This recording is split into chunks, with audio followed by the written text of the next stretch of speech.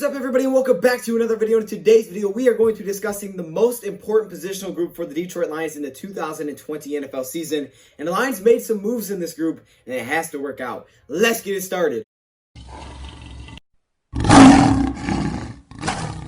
Welcome, everybody, to another video. Glad you guys are here. And today, we are going to be discussing a positional group that had a pretty big turnover this offseason, but it needs to work out because it's a very, very vital key to success for the Detroit Lions. Now, before we get into the video, let's go check out the whiteboard comment of the day. It says this: who's ready for a hand and swift sandwich? That comes from my guy, John Kapler. Shout out to John Kapler, man. That one just sounds good. Hand and swift. Okay, so I'm assuming he's talking about ham and swift. How many people like Swift cheese? Swiss cheese. I said Swift cheese. Stop. All right, I don't know. I mean, it's kind of hit and miss, though.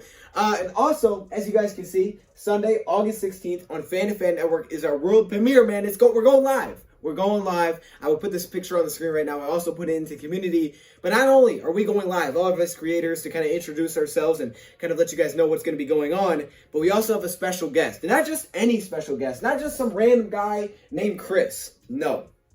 This is Chris Johnson, all right? And this is the Chris Johnson that ran for over 2,000 yards in one season, okay? That joined that exclusive group. The speedster Chris Johnson will be joining the world premiere on Fan Network. I also want to give a shout out to Chris Johnson's new company. Now that he is retired from the NFL, he has opened up a coffee company, which I will put the link in the top of the comment section. It is Just Love the Coffee Cafe. He is part of the chain here, and he just loves coffee, man. I will put the link in the comment section below. But also shout out to Chris Johnson for being on the show. He will be on there Sunday. Now, let's get into today's video. Into the 2019 NFL season, the Detroit Lions had some question marks at the cornerback position. We knew it was already going to be a super important position for Matt Patricia's defense, and there were definitely some major question marks. That offseason, the Detroit Lions drafted Amani Oruwariye out of Penn State in the 5th round, who possibly could take over that role right away, but we weren't necessarily sure because, again, he was only a rookie and he was still a 5th round pick in the draft. The Detroit Lions also went out and signed Rashaan Melvin to a 1-year, just over $2 million deal, which is pretty cheap for a starting cornerback, but it was basically a prove-it deal for him.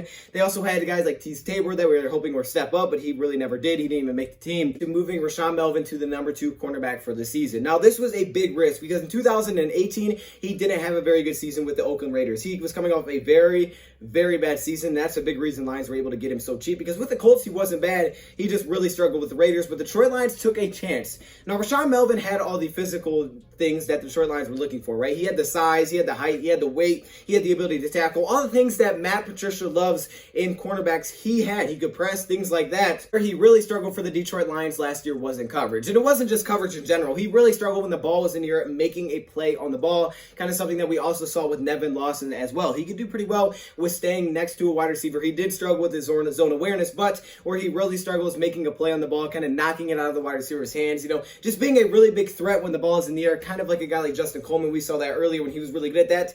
That's where Rashaan Melvin definitely struggled with the Detroit Lions. And after a pretty solid start to the season for him, like Justin Coleman, he took a very, very big drop, okay? He kind of just fell off, and kind of like Justin Coleman, his grades went way, way down, and the Detroit Lions secondary really struggled because it really wasn't that bad early in the season, but it really struggled. Then we saw the trade with Quandre Diggs, then Darius Slade was unhappy. Darius Slade didn't have a great season, so it was just a complete mess in the secondary group. And he graded out really, really bad. He graded out as our worst cornerback last season on the team. He graded out as the 107th ranked cornerback in coverage out of 118 total cornerbacks. So I think that kind of just puts in perspective how bad he was last season for the Detroit Lions in coverage. And for the Detroit Lions, the team that plays the most man-to-man, they don't blitz really at all. They bring the least amount of players per snap. It's really tough as a cornerback, so you need to have good cornerbacks, because for the Detroit Lions, we talked about this in other videos schematically, their pressure can come from the coverage, not the other way around in Matt Patricia's scheme. Well, when you have cornerbacks like Rashaan Melvin who really struggle, secondary is not playing well, you're definitely not going to get any pressure whatsoever if you're also not blitzing. And I think that's another reason why maybe Matt Patricia didn't blitz a ton, because he really couldn't rely upon that secondary. See, Rashaan Melvin wasn't terrible, but I feel like he gave up a lot of very costly plays, a lot of big third downs. He was kind of a guy that just could bail out an offense. And that's the thing with cornerbacks in today's NFL. Secondary as a whole, if you have one player that's really, really bad, an offense can continue to attack that player, and he can just dismantle a defense, because that is the guy that the offense will continue to go to and go to and go to, because they can do that. They can just continue to go to that player, or you'll have to force a double team over there, which can open up other guys. So one bad player, one bad cornerback can really destroy a defense. This offseason, the Detroit Lions decided to upgrade this position positional group, which was a must because this is one of the most important positional groups for Matt Patricia's scheme. Maybe the most important positional group defensively because of how Matt Patricia likes to do things. And the Lions decided to make a big upgrade here, and where they made their huge upgrade to me was the number 2 cornerback position. See, yes, the number 1 cornerback, we know Darius Slay got traded. He was unhappy. He's still unhappy. And then we brought in Jeffrey Okuda. And while some people think that, hey, Jeffrey Okuda could be this good, he could be that good, we'll talk about him in a second. What the Lions did that's huge, and it's something that they really haven't had when Darius Slay was here, right? The Lions have not had a really good number 2 cornerback. And I'm not saying Desmond Trufant is really, really good. 2 good cornerbacks in the NFL is very, very important because that's been a problem with the Lions' pass defense is that you can just attack the other guy, right? Nevin Lawson, T. Tabor. You can just continue to go at that guy. It doesn't matter what the other cornerback does because the cornerback is, say there's 4 wide receivers on the field, he's only taking away 25% of the field, even a shutdown corner. So that means there's still 75% of the field that an offense can attack. And if there's just one player that's letting your defense down, it's going to be a really big problem. So you need everybody to at least be playing well enough that an offense can't just have a game plan to just keep attacking the same player over and over and over. So having 2 good cornerbacks to me is better than having 1 shutdown and 1 not so good cornerback or 1 below average cornerback. And that's kind of what we saw last season. And this offseason, the Lions made their move to fix that. Now, some people looked at this heading into the draft and said, you know what, the Lions, you don't even need to draft a cornerback. You don't need to because you already signed Desmond Trufant. And that kind of was my thought, but my thought was necessarily this. I didn't think we had to take Jeff Okuda because I thought Dantzler was the second best corner. And I was like, hey, that'd be fine to get him and Dantzler. We'd be good to go there. I did want to draft a corner. I just didn't think I didn't know if I had to be at 3, but the Lions took him at 3. And some people didn't even want to take a corner. But a huge reason the Lions did take another corner is not just because now they have the top 2, but they also have depth. See, what was the big problem with the Detroit Lions last season is they didn't have very reliable depth. They didn't know what the heck they were getting in Amani. Michael Ford didn't play in that many snaps. So when injuries would occur, you already had Rashaan Melvin who wasn't playing that well. So if an injury would occur, Rashaan Melvin would go down or Darius Slay would go down. Now all of a sudden you had very subpar corners out there. It didn't have really any guys that you could rely upon. Saw it, in week 8 when Darius Slay missed a game. Justin Coleman graded out as the worst game of his season. And it's really no coincidence because, yeah, he had to go against Golden Tate, which makes it tough. But he also didn't have Darius Slay out there. So that forced a guy like Michael Ford to play on the outside, which obviously was a little bit of a downgrade. So you don't really have that good depth. Well, with the addition of 2 cornerbacks and not just 1 this offseason in Desmond Trufant and Jeffrey Okuda, you didn't just replace Slay.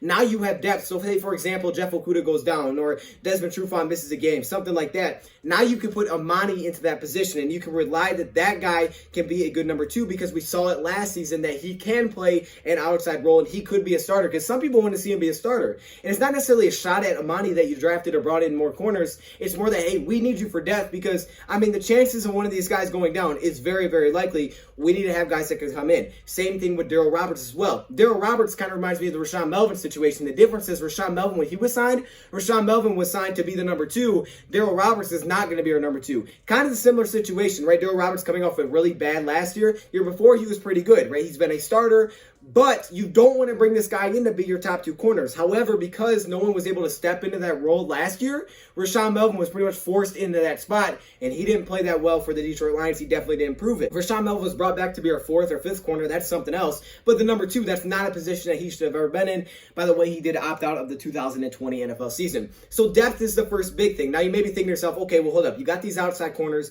Desmond Trufant doesn't play great on the in slot or anything like that. You do have Justin Coleman, but what if Justin Coleman goes down? Well, the Lions also have pieces for that. Sure, Darryl Robertson and Amani could try to sub in if they had to, but bringing in J-Ron Kearse. Now, J-Ron Kearse is that big safety that we look at. However, J-Ron Kearse played most of his snaps. The most snaps he did play was at the slot cornerback position, where he was given an 85.9 coverage grade, which is the highest on any cornerback currently with the Detroit Lions. So that's the guy that can come into that role if you lose a guy like Justin Coleman for a short period of time. Now, he is suspended for the first 3 games, but as you guys can see, it's that depth that the Detroit Lions are building at the cornerback spot because they need to be good across the board and have reliable pieces. That's why they need to have this depth at the cornerback position, because that ultimately does create the pressure for Matt Patricia. That's kind of the same way that they get pressure in New England. And that could allow Patricia to blitz more next season because he can rely upon his corners. Last year, he couldn't really rely upon his starting corners to get the job done, especially when there was injuries. Now, talking about the player specifically, Desmond Trufant is a major upgrade from Rashaan Melvin. Like I said, Rashaan Melvin wasn't terrible. He just shouldn't have been the number 2 corner. He could tackle, things like that. But his biggest flaw to me was making a play when the ball was in the air. And that's something that Desmond Trufant thrives on. Also, Desmond Trufant has tons of confidence. He's saying he was playing at a very high level last season, and he's going to continue to do that. Very high confidence for Desmond Trufant. Now, Trufant's never been one of the best corners in the league, but he's shown flashes to be up there. He was drafted very high like a guy like that. He's currently about Darius Slay's age, and last season, in only 9 games played, he came up with 4 interceptions. That kind of just shows you his ability to make plays when the ball's in the air. To me, it's more the awareness and recognition that he has that separates him from Rashaan Melvin, because statistically, it is not a huge difference, but what separates them to me is his ability to make plays when the ball is in the air, which Rashaan Melvin struggled with. Also, his ability to play zone coverage, which again, Rashaan Melvin struggled with. And now some people say, well, we didn't disguise anything, we never played zone. Well, it's hard to play zone when you got guys like Rashaan Melvin who couldn't play zone that well. So now you got guys that can kind of do both if you have to. Now, looking at a guy like Jeffrey Okuda, and I hear this said all the time, first-year cornerbacks are never that good. They never play that well. It's always rare that it takes so long to develop. While that may be the case for the most part, when you are a top 5 pick cornerback, usually these guys play really, really well. And not only they have a good rookie year, but they usually have a great career. So just looking at some of the top 5 cornerbacks selected in the last 25 years, you're going to see how great Jeff Okuda kind of should be based on some of these other picks. The last one that was selected in the top 5 was Denzel Ward very recently. And in his first year in the NFL, he was a Pro Bowl player that allowed only a 58 passer rating when the ball was thrown his way. All right, that was the last cornerback taken in the top 5. Let's continue to go back. The next player we have is Jalen Ramsey. Okay, so now that's 2 really good names. Jalen Ramsey, he made the All-Rookie team as a rookie, obviously. He was a Pro Bowler in 2017. The Pro Bowl every year since he's been an All-Pro. So you can see, started really well. He was a day 1 starter, took on a very big role and played really well, and he was awarded with making the All-Rookie team. These are 2 corners, so we've already went through 2, and they've been really, really good. Not only year 1, but so far in their career. Let's keep going down. The next one of the best cornerbacks of all time, was taken in the top 5, picked at number 5, Patrick Peterson, who was an All-Pro as a rookie. As a rookie, he was an All-Pro. Patrick Peterson was a Pro Bowler every single year. His first time missing a game came last year, and he was also named on the All-2010s team.